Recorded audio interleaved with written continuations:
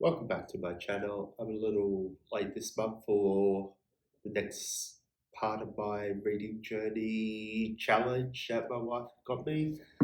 Talking about The Well of Loneliness by Radclyffe Hall. And this is part of the 1920s section of my reading challenge. Previously, I talked about two books, and that was My Brilliant Career by Miles Franklin and Night and Day by Virginia Woolf. So, The Well of Loneliness. This was a difficult read. 500 pages of anger. I think the anger is what really slowed me down with this book. Radclyffe Hall is a lesbian and a well off lesbian, and this is a semi autobiographical novel because, well, that's contested, but there are a lot of similarities between the author and the protagonist. The protagonist in this book is named Stephen, and she got this name because her parents thought they were having a boy, so they adopted the name Stephen for this child in the womb. And then eventually, when they gave birth, they realized they had a woman, a girl, a baby girl. So they kept the name Stephen. And I think Radclyffe is actually a pen name. I think her name is Margaret. But I believe from what I researched that later in life she went by the name John. I believe it was John. Probably should have looked that up again before I said that, but I believe she went by the name John. And I think that's really interesting to know because when you compare the two lives, there is a lot of similarities. This is meant to be a staple in lesbian fiction.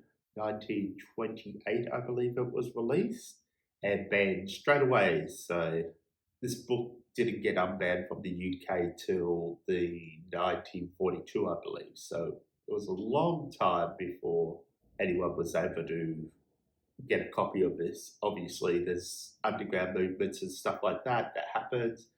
They lost their appeal when they tried to unban it, and it was basically banned because it was obscene.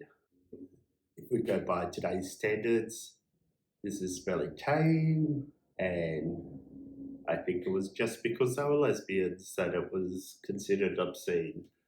But I have to wonder because I can think of a couple of lesbian novels from the 1920s, Virginia Woolf, for example, and I don't believe her novels were ever banned. But the book is depressing, angry, and I feel like with cause. Stephen is a lesbian and trying to live her life and trying to fall in love, and there's always elements where she falls in love with a married woman or she falls in love with a bisexual woman in Mary, and all these elements really play out because this is a book that focuses on how society sees Stephen, how she's treated. And obviously, being a lesbian is probably difficult. I'm not an expert, you can't ask me. But I would imagine back in the 20s, it was probably a lot more difficult than it was now. But I also have to remember that she is a woman of privilege as well. She has a lot of wealth and she didn't have to work. She didn't have to worry about finances. She came from a very high society, and maybe that made things a lot easier for her than other lesbians of the 20s. And I think when I'm looking at this book, I feel like, yes, seminal work, definitely glad I read it, but I also want to weigh the negatives with the positives, and I don't know, it's hard to recommend this book just because it is so depressing, so angry at the world. And I think the writing style's not the easiest to read, maybe a little too flat for my personal taste, but I finished the book. I'm glad I read it, and I think there's some interesting elements here to explore. But probably my least favorite of my reading challenge so far.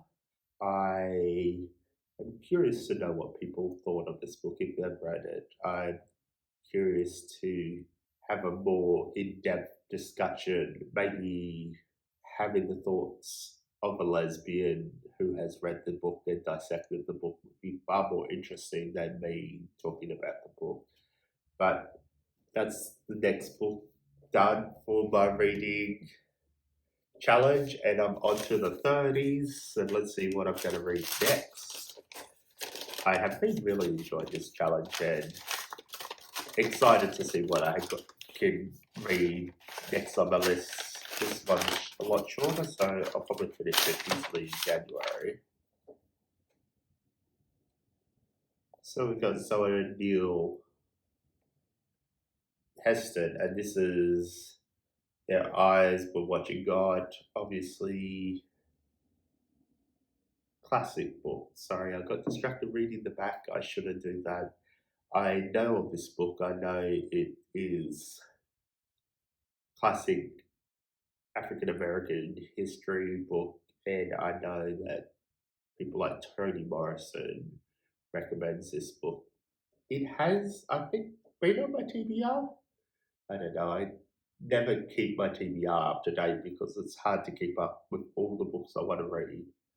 But I know this is definitely worth reading and will be interesting to explore. Thank you for watching, and I'll see you next month.